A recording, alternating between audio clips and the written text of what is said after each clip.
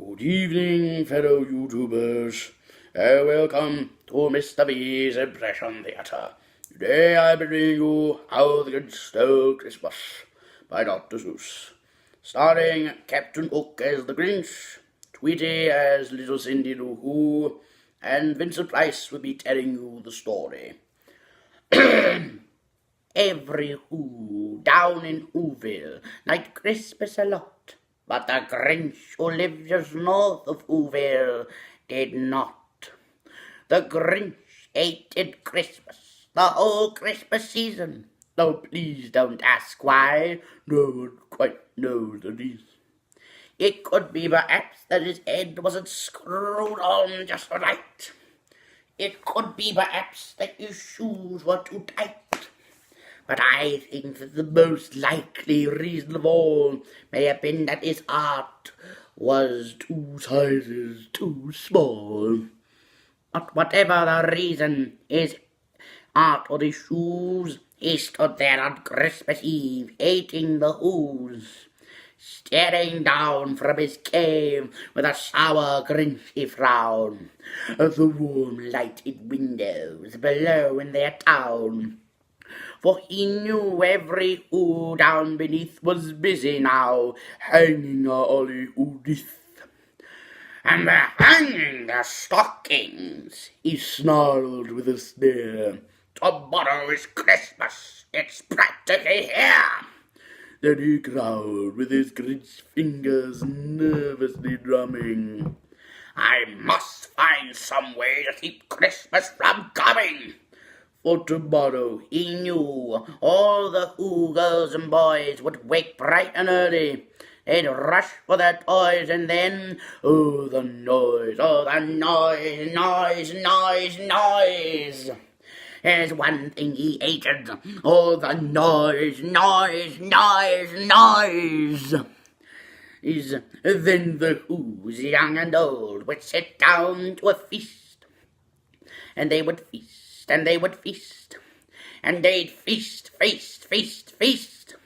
They would feast on Who pudding and rare Who roast beast, which is something the Grinch couldn't stand in the least. And then they'd do something he liked least of all. Every Who down in Whoville, the tall and the small, would stand close together with Christmas bells ringing. They would stand hand in hand, and the Who's would start singing. They would sing, and they would sing, and they would sing. And the more the Grinch thought of this Who Christmas thing, the more the Grinch thought, I must stop this whole thing. For 53 years I put up with it now. I must stop Christmas from coming, but how? Then he got an idea, an awful idea. The Grinch got a wonderful, awful idea. I know just what to do. The Grinch laughed in his throat. I'll make a quick Santa Claus hat to the coat. He chuckled and clucked. What a great Grinchy trick. With this coat and this hat, I will look just like Saint Nick. All I need is a reindeer. The Grinch looked around, but since reindeer was scarce, there was none to be found. Did that stop the Grinch? No. The Grinch simped his head. If I can't find a reindeer, I'll make one instead. So he took his dog Max, and he took some black thread, and he tied a big horn on the top of his head. Then he loaded some bags and some old empty sacks on a ramshackle sleigh. Then he whistled for Mac, hitched up old Max. Then the Grinch said, get up. Then the sleigh started down toward the homes where the Who's lay a snooze in their town. All their windows were dark. No one knew he was there. All the Who's were dreaming sweet dreams without care, when he came to the first little house on the square. This is stop number 1, the old Grinchy Claus hissed, and he climbed to the roof, empty bags in his fist. Then he slid down the chimney, a rather tight pinch, but if Santa could do it, then so could the Grinch. He got stuck only once, for a minute or two. Then he stuck his head out of the fireplace flue, where the little stockings all hung in a row. These stockings, he grinned, are the first things to go. Then he slithered to the icebox. He slithered and slunk with a smile most unpleasant, and around the whole room he took every present. Popguns and the bicycles, roller skates and drums, checkerboards, tricycles, popcorn and plums. He stuffed the bags, and the Grinch fell in nimbly, stuffed all the bags one by one up the chimney. Then he slunk to the icebox. He took the ooze feast. He took the ooze pudding. He took the roast beast. He cleaned out the icebox as quick as a flash. Why, that Grinch even took the last can of ooze ash. And he stuffed all the food with the chimney with glee. And now, grin, I will stuff up the tree. And the Grinch grabbed the tree, and he started to shove, when he heard a small sound, like the coo of a dove. He turned around fast, and he saw a small ooh. Little Tweety who was no more than two. The Grinch had been caught by this little this canary of a daughter who'd gotten out of his cage for a glass of cold water. He stared at the Grinch and said, "Andy, why? Why are you taking our Christmas tree? Why?"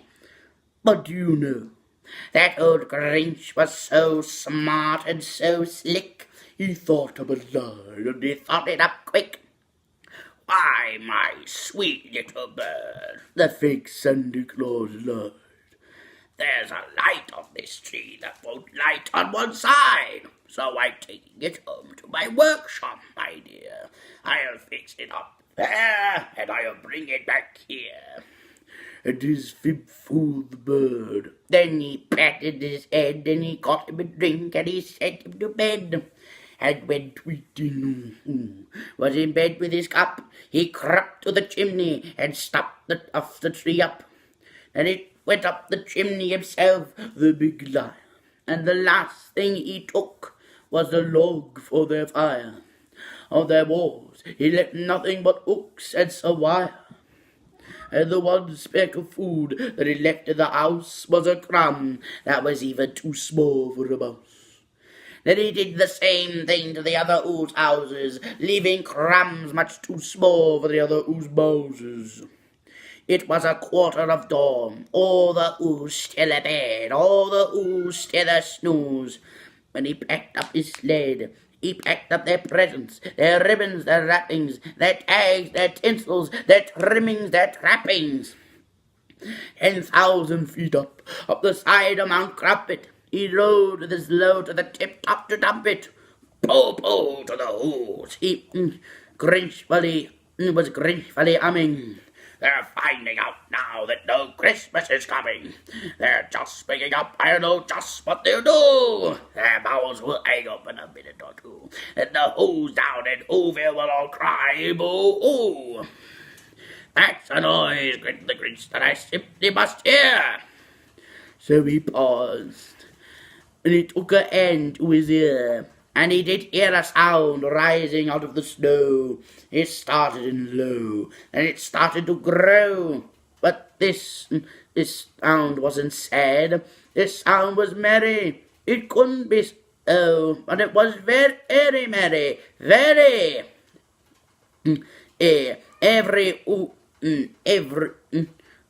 He stared down at Whoville. The Grinch popped his eyes. Then he shook and saw what he saw was a shocking surprise. Every ooh down in Whoville, the tall and the small, was singing without any presents at all. He hadn't stopped Christmas from coming. It came. Somehow or other it came just the same. And the Grinch, with his Grinch feet ice cold in the snow, stood puzzling and puzzling. How could it be so? It came without ribbons, it came without tags, it came without packages, boxes or bags. He puzzled and he puzzled till his puzzle was sore. Or then the Grinch thought of something he hadn't before. Maybe Christmas, he thought, doesn't come from a store. Maybe Christmas, perhaps, means a little bit more. And what happened then? Well, in Whoville they say that the Grinch's small art grew 3 sizes that day. And the minute his heart didn't feel quite so tight, he whizzed with his load to the bright morning night. He said he brought back the toys, all the food for the feast, and he himself, the Grinch, carved the roast beast. And that concludes this rendition of Mr. V's Impression Theatre. It is about one half of our Christmas special. Don't forget to like, comment, and subscribe to catch up on the second half. Good night, and may the good Lord take a liking to you.